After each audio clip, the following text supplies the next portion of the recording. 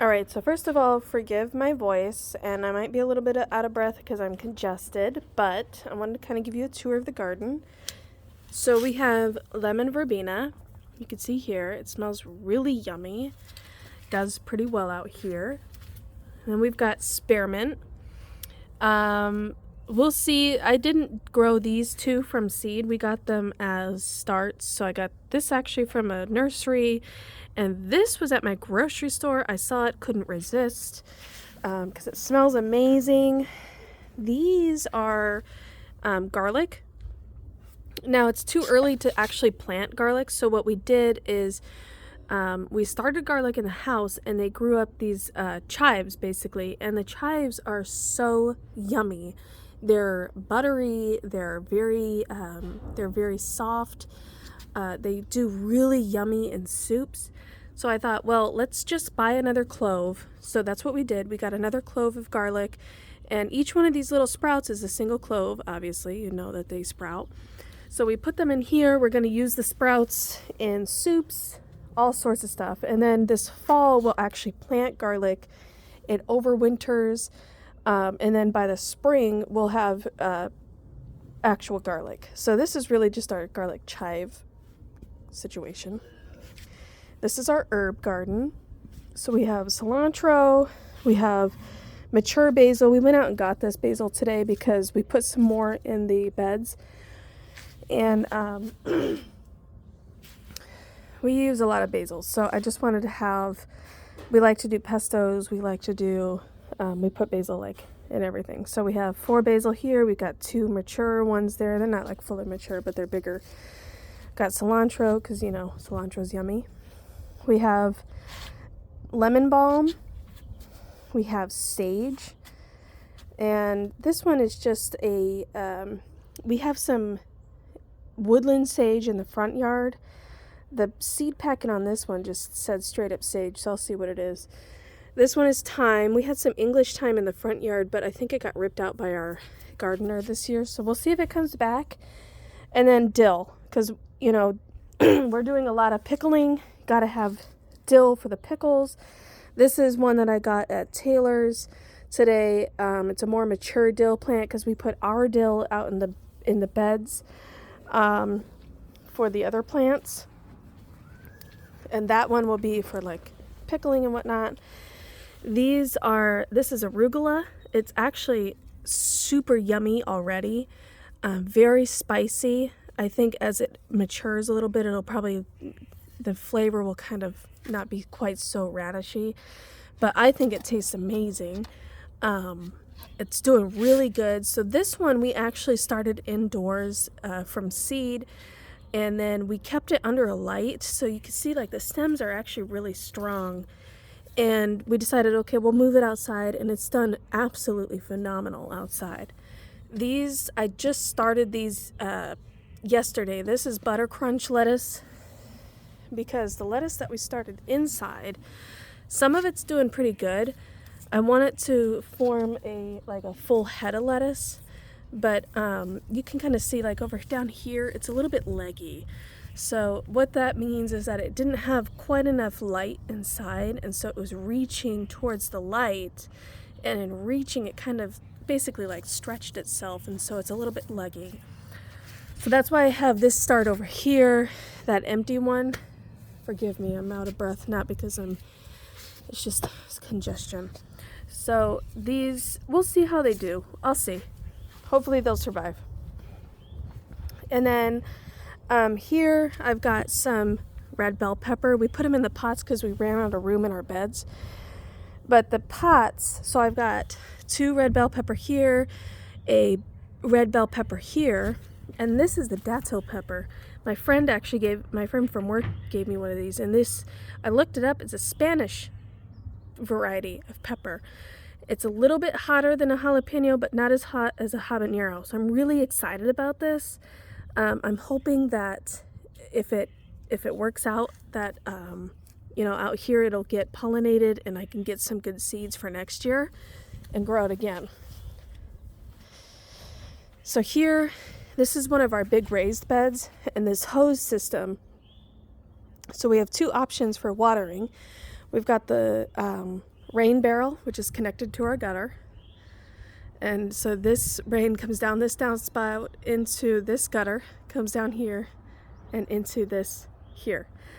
And at first, I wanted to just be able to water from here. And you can see this little hose system that I've got set up. And it comes back around this hydrangea. And I've got a little, you can kind of see the little quad hose set up here. But it wasn't quite enough pressure. Even though I've got this up high, it's just not enough pressure. So what I had to do is I went out and I got a little pump. So we just plug this in. Well, we open this up, we plug this in, and then it'll pump the water here, and these are soaker hoses, and it'll provide water to each of these 3 beds, so it's not so much watering, because we got a lot of pots here. So we could let this run for an hour or so, let it water all the beds, and do the work for us. So anyway, I got some green bell pepper. We didn't grow this from seed. I got this from a nursery when I went this weekend, because my green bell pepper didn't come up, and so I didn't want to start all over from seed when I had these other red bell peppers ready to go. So I just bought some sprouts from the nursery. But this is red bell pepper that we grew from seed. And then we have some dill here. This is a companion herb.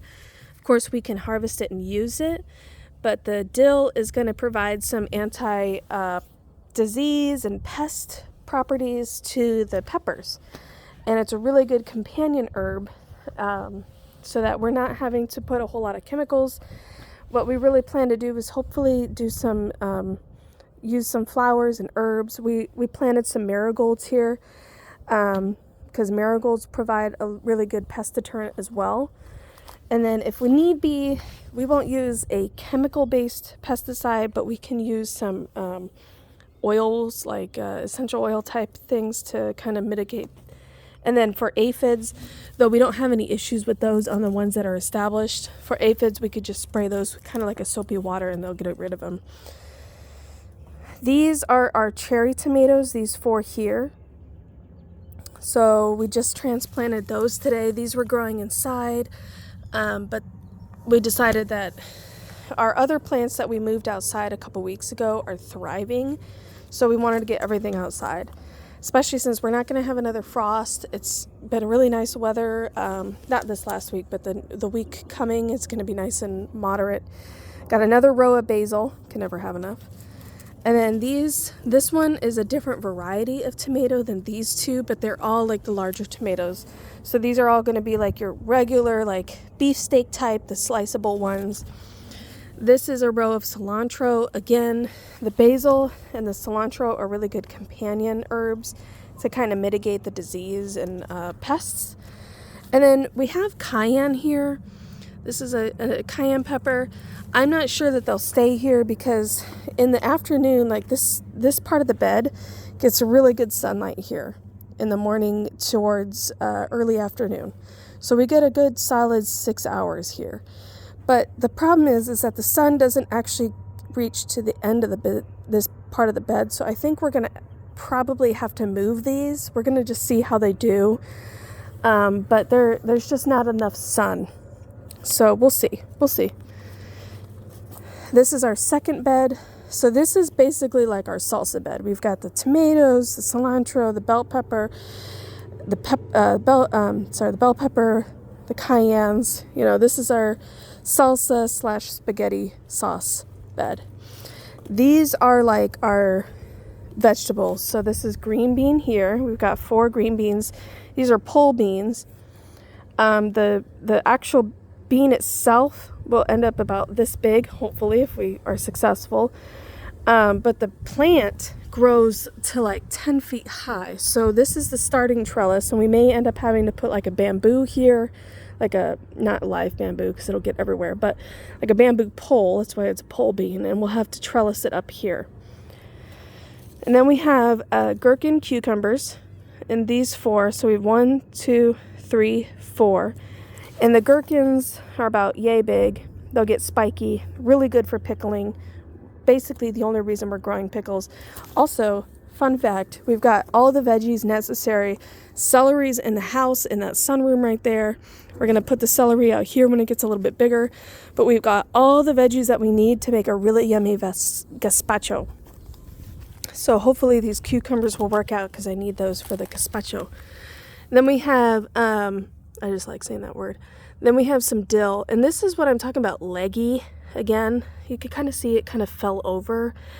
Dill does kind of fall over, but it should, and it's still really young, but it did get a little leggy in our green room. So we brought it out here. It did start to stand up in the house once we put it under a more direct sun lamp, but I'm sure it'll be fine. It's just time to move it outside. These are our radishes. And you can see when we moved these outside, they were a lot smaller, and they have really done well. These little leaves down here that are kind of dying are the leaves that were there when we moved it outside, and it's done really well. I mean, look at the comparison. This is about 2 weeks of growth here. Just comparing this leaf to this leaf, amazing. So these 16 radishes, they should start to, these little roots here should start to bulb up and create a radish. Cats are exploring outside. Got one over there. He thinks he's a hunter. He is not. He likes his wet food, so he will be in the house in a minute. Here we've got okra. I love okra. I'd never really had it until I moved out to Virginia. And it is a really interesting vegetable. It's really yummy pickled. I love pickled okra. So we're going to try it. We didn't put it in the beds because we didn't have enough room. We weren't really sure how it was going to do. We're going to try it. We've got peas here. This was a last minute decision to grow some peas. So they're in a pot. And you can see they've got some really nice trellis here, or little spindles to go up on the trellis. See how those do. Those are just regular old peas. And then here's our broccoli. So we've got 6 broccoli. Again, this is about the size of the leaf that was 2 weeks ago. And this is the leaf now. It's crazy. It grows crazy. Once you put it outside, it just flourishes. This is our potatoes. We're growing Yukon Golds. They're coming up. My only issue with the Yukon Golds right now is that I think the bunnies like to nibble on them. And so we're going to have to come up with a net or some kind of wire to keep the bunnies out, because somebody had a snack this week. Now over here, we've got squash. This is our compost bin. So we ended up, we had to buy 3 yards of dirt, soil. So we got a compost topsoil mix. And the minimum was 3 yards, and we didn't need that much soil. So what we ended up doing is we got this container, and we created a compost bin using the remainder of the soil, and we drilled some holes for water and also air to get through. So it's got some drainage holes, but it's got some breathing holes. Put some hay in there. Put some of the corn cobs from the squirrels when they don't eat the rest of this. You can see this. Shannon likes to feed the squirrels, so there's some corn cob there. So we'll put the husks in here. It's really good for the compost. So we'll see how that goes. These are our squash. Normally these are a fall crop, but we went early because the program, we're using an app that tells us what we can grow and when. Said go ahead and do squash now. So I'm hoping we can get 2 seasons. So we'll do a summer season of squash, and then we'll plant again for fall. But we've got spaghetti squash here, so 1 and 2. Here's another spaghetti squash. This is butternut, and then these 2 are butternut squash. And then these are our this azalea, a couple hydrangeas. But I think we have a couple fruit trees that are coming. I think I might put them here and here. And then over here, this is another experiment. These are our rhubarb. It's kind of nice. The rhubarb, it got sunburned when we first put it out here. You can kind of see this burn, but I think it's kind of hardening up. You can see these are the newer leaves. These are the leaves that were present when we moved him outside.